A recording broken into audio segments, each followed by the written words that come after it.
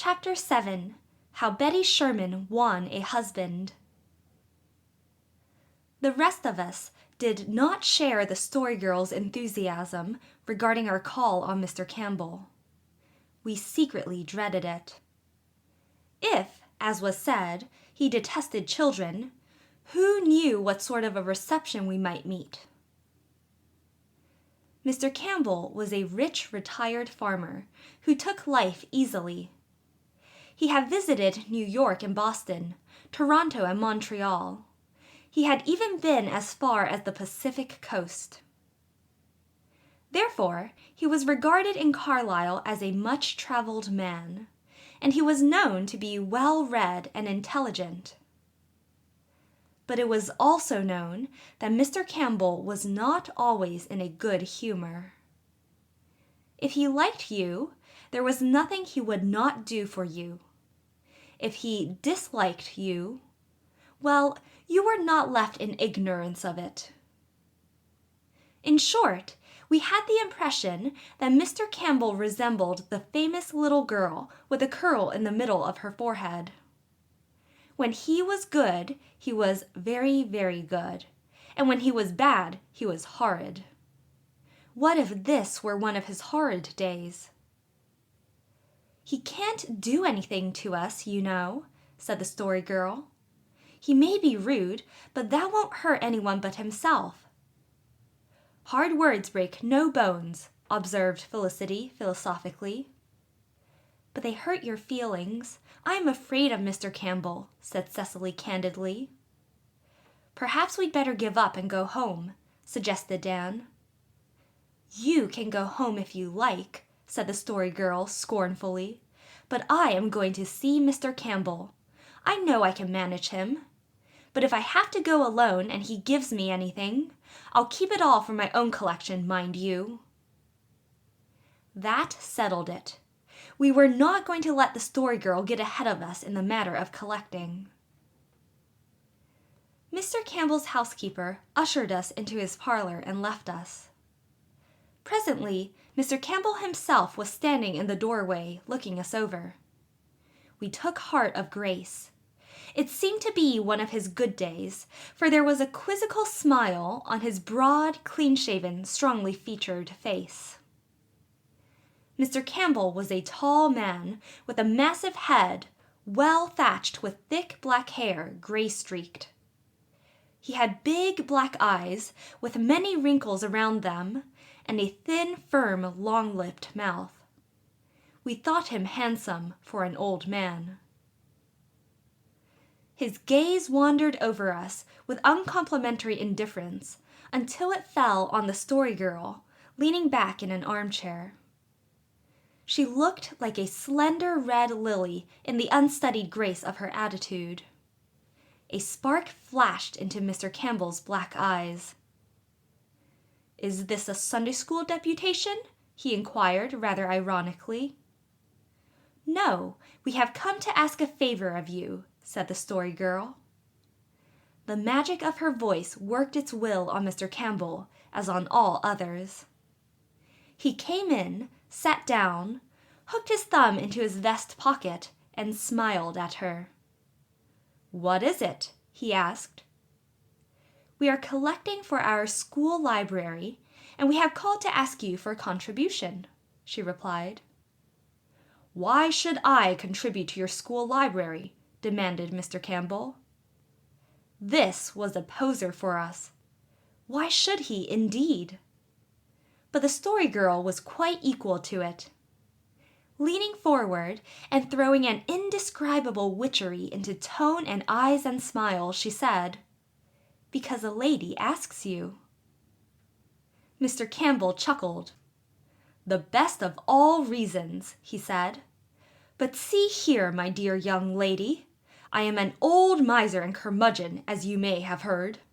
I hate to part with my money, even for a good reason, and I never part with any of it, unless I am to receive some benefit from the expenditure. Now what earthly good could I get from your 3x6 school library? None whatever.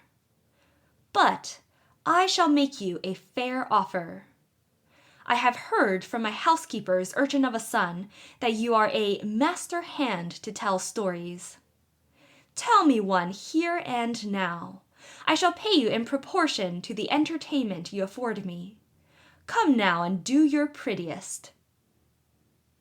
There was a fine mockery in his tone that put the Story Girl on her mettle instantly. She sprang to her feet, an amazing change coming over her.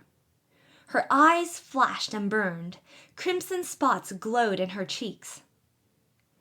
"I shall tell you the story of the Sherman girls and how Betty Sherman won a husband," she said. We gasped. Was the Story Girl crazy? Or had she forgotten that Betty Sherman was Mr. Campbell's own great-grandmother, and that her method of winning a husband was not exactly in accordance with maidenly traditions? But Mr. Campbell chuckled again. "An excellent test," he said. "If you can amuse me with that story, you must be a wonder. I've heard it so often that it has no more interest for me than the alphabet." "One cold winter day 80 years ago," began the Story Girl without further parley, "Donald Fraser was sitting by the window of his new house, playing his fiddle for company, and looking out over the white frozen bay before his door. It was bitter, bitter cold, and a storm was brewing. But storm or no storm, Donald meant to go over the bay that evening to see Nancy Sherman. He was thinking of her as he played Annie Laurie, for Nancy was more beautiful than the lady of the song. "Her face, it is the fairest that e'er the sun shone on," hummed Donald. And oh, he thought so too. He did not know whether Nancy cared for him or not. He had many rivals. But he knew that if she would not come to be the mistress of his new house, no one else ever should. So he sat there that afternoon and dreamed of her as he played sweet old songs and rollicking jigs on his fiddle.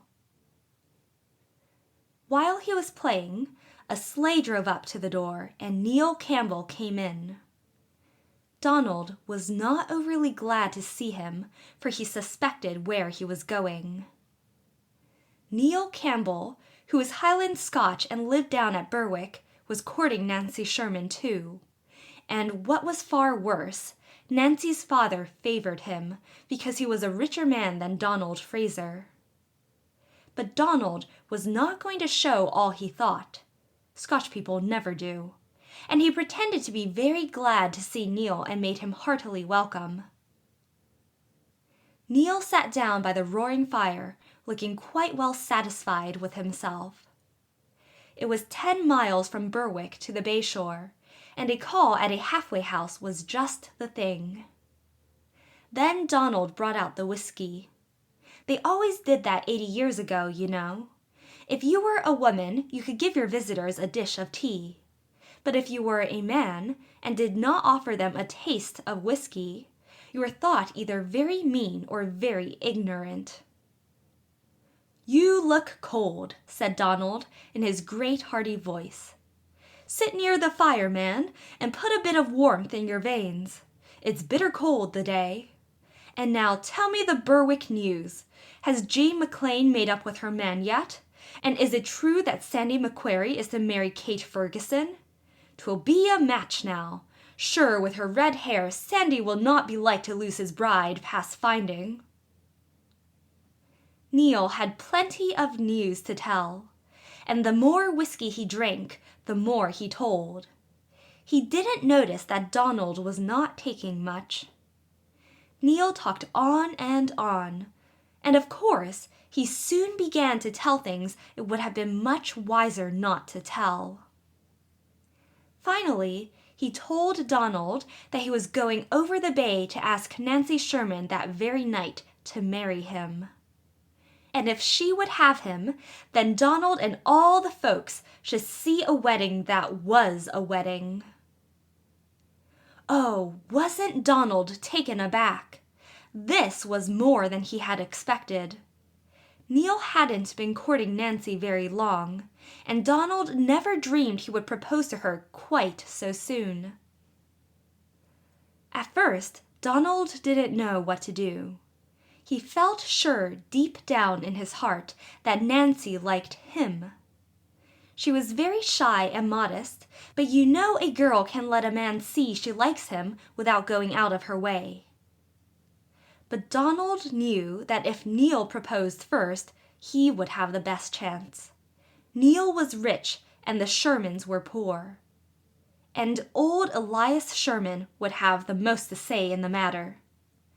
If he told Nancy she must take Neil Campbell, she would never dream of disobeying him. Old Elias Sherman was a man who had to be obeyed. But if Nancy had only promised someone else first, her father would not make her break her word. Wasn't it a hard plight for poor Donald? But he was a Scotchman, you know, and it's pretty hard to stick a Scotchman long. Presently, a twinkle came into his eyes, for he remembered that all was fair in love and war. So he said to Neil, oh, so persuasively, "Have some more, man, have some more. 'Twill keep the heart in you in the teeth of that wind. Help yourself, there's plenty more where that came from." Neil didn't want much persuasion. He took some more and said slyly, "Is it going over the bay the night that yourself will be doing?" Donald shook his head. "I had thought of it," he owned, "but it looks a wee like a storm, and my sleigh is at the blacksmith's to be shod. If I went, it must be on Black Dan's back, and he likes a canter over the ice in a snowstorm as little as I. His own fireside is the best place for a man tonight, Campbell. Have another taste, man, have another taste." Neil went on tasting, and that sly Donald sat there with a sober face but laughing eyes and coaxed him on. At last, Neil's head fell forward on his breast, and he was sound asleep. Donald got up, put on his overcoat and cap, and went to the door. "May your sleep be long and sweet, man," he said, laughing softly. "And as for the waking, 'twill be betwixt you and me." With that, he untied Neil's horse, climbed into Neil's sleigh, and tucked Neil's buffalo robe about him. "Now, Bess, old girl, do your bonniest," he said. "There's more than you know hangs on your speed. If the Campbell wakes too soon, Black Dan could show you a pair of clean heels for all your good start. On, my girl." Brown Bess went over the ice like a deer, and Donald kept thinking of what he should say to Nancy, and more still of what she would say to him. Suppose he was mistaken, suppose she said no. Neil would have the laugh on me then. Sure, he's sleeping well, and the snow is coming soon. There'll be a bonny swirl on the bay ere long. I hope no harm will come to the lad if he starts to cross. When he wakes, he'll be in such a fine Highland temper that he'll never stop to think of danger. Well, Bess, old girl, here we are. Now, Donald Fraser, pick up heart and play the man. Never flinch because a slip of a lass looks scornful at you out of the bonniest dark blue eyes on earth." But in spite of his bold words, Donald's heart was thumping as he drove into the Sherman yard. Nancy was there, milking a cow by the stable door, but she stood up when she saw Donald coming.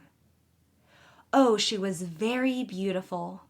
Her hair was like a skein of golden silk, and her eyes were as blue as the Gulf water when the sun breaks out after a storm. Donald felt more nervous than ever, but he knew he must make the most of his chance. He might not see Nancy alone again before Neil came. He caught her hand and stammered out, "Nan, lass, I love you. You may think 'tis a hasty wooing, but that's a story I can tell you later, maybe. I know well I'm not worthy of you, but if true love could make a man worthy, there'd be none before me. Will you have me, Nan?" Nancy didn't say she would have him. She just looked it, and Donald kissed her right there in the snow. The next morning, the storm was over. Donald knew Neil must be soon on his track. He did not want to make the Sherman house the scene of a quarrel, so he resolved to get away before the Campbell came. He persuaded Nancy to go with him to visit some friends in another settlement. As he brought Neil's sleigh up to the door, he saw a black speck far out on the bay and laughed. "Black Dan goes well, but he'll not be quick enough," he said. Half an hour later, Neil Campbell rushed into the Sherman kitchen, and oh, how angry he was. There was nobody there but Betty Sherman, and Betty was not afraid of him. She was never afraid of anybody. She was very handsome, with hair as brown as October nuts, and black eyes and crimson cheeks. And she had always been in love with Neil Campbell herself. "Good morning, Mr. Campbell," she said with a toss of her head. "It's early abroad you are, and on Black Dan no less. Was I mistaken in thinking that Donald Fraser said once that his favorite horse should never be backed by any man but him? But doubtless a fair exchange is no robbery, and Brown Bess is a good mare in her way." "Where is Donald Fraser?" said Neil, shaking his fist. "It's him I'm seeking, and it's him I will be finding. Where is he, Betty Sherman?" "Donald Fraser is far enough away by this time," mocked Betty. "He is a prudent fellow, and has some quickness of wit under that sandy thatch of his. He came here last night at sunset with a horse and sleigh not his own, or lately gotten, and he asked Nan in the stable yard to marry him. Did a man ask me to marry him at the cow's side with a milking pail in my hand, it's a cold answer he'd get for his pains. But Nan thought differently, and they sat late together last night, and 'twas a bonny story Nan wakened me to hear when she came to bed. The story of a braw lover who let his secret out when the whiskey was above the wit, and then fell asleep while his rival was away to woo and win his lass. Did you ever hear a like story, Mr. Campbell?" "Oh, yes," said Neil fiercely. "It is laughing at me over the countryside and telling that story that Donald Fraser will be doing, is it? But when I meet him, it is not laughing he will be doing. Oh, no, there will be another story to tell." "Now, don't meddle with the man," cried Betty. "What a state to be in because one good-looking lass likes sandy hair and gray eyes better than Highland black and blue. You have not the spirit of a wren, Neil Campbell. Were I you, I would show Donald Fraser that I could woo and win a lass as speedily as any lowlander of them all. That I would. There's many a girl would gladly say yes for your asking. And here stands one. Why not marry me, Neil Campbell? Folks say I'm as bonny as Nan, and I could love you as well as Nan loves her Donald. Aye, and 10 times better." What do you suppose the Campbell did? Why, just the thing he ought to have done. He took Betty at her word on the spot, and there was a double wedding soon after. And it is said that Neil and Betty were the happiest couple in the world, happier even than Donald and Nancy. So all was well because it ended well. The Story Girl curtsied until her silken skirts swept the floor. Then she flung herself in her chair and looked at Mr. Campbell, flushed, triumphant, daring. The story was old to us. It had once been published in a Charlottetown paper, and we had read it in Aunt Olivia's scrapbook where the Story Girl had learned it. But we had listened entranced. I have written down the bare words of the story as she told it, but I can never reproduce the charm and color and spirit she infused into it. It lived for us. Donald and Neil, Nancy and Betty, were there in that room with us. We saw the flashes of expression on their faces. We heard their voices, angry or tender, mocking or merry, in lowland and highland accent. We realized all the mingled coquetry and feeling and defiance and archness in Betty Sherman's daring speech. We had even forgotten all about Mr. Campbell. That gentleman, in silence, took out his wallet, extracted a note therefrom, and handed it gravely to the Story Girl. "There are $5 for you," he said, "and your story was well worth it. You are a wonder. Some day you will make the world realize it. I've been about a bit and heard some good things, but I've never enjoyed anything more than that threadbare old story I heard in my cradle. And now will you do me a favor?"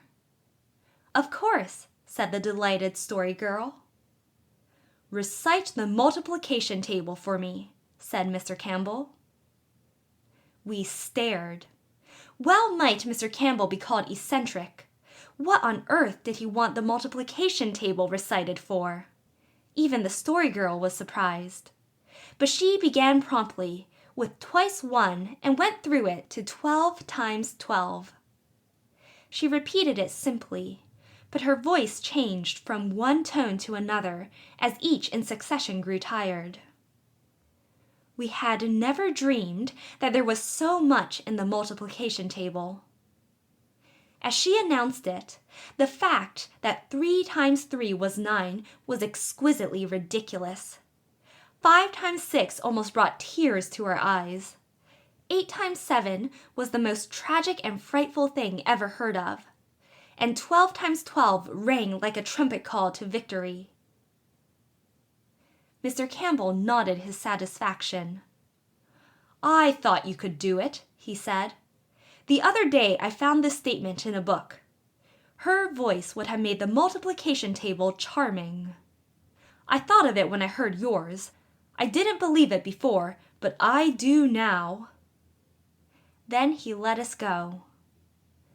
"You see," said the Story Girl as we went home, "you need never be afraid of people." "But we are not all Story Girls," said Cecily. That night we heard Felicity talking to Cecily in their room. "Mr. Campbell never noticed one of us except the Story Girl," she said. "But if I had put on my best dress as she did, maybe she wouldn't have taken all the attention." "Could you ever do what Betty Sherman did, do you suppose?" asked Cecily absently. "No, but I believe the Story Girl could," answered Felicity rather snappishly.